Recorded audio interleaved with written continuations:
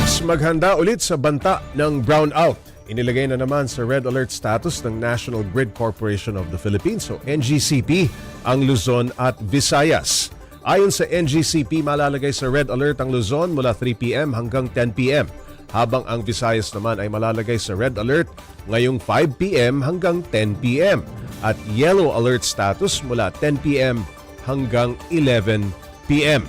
Paliwanag ng Department of Energy, nagka-issue ang ilang planta ng kuryente sa dalawang rehiyon, kaya naman magkakaroon ng rotational brownout sa mga naturang oras.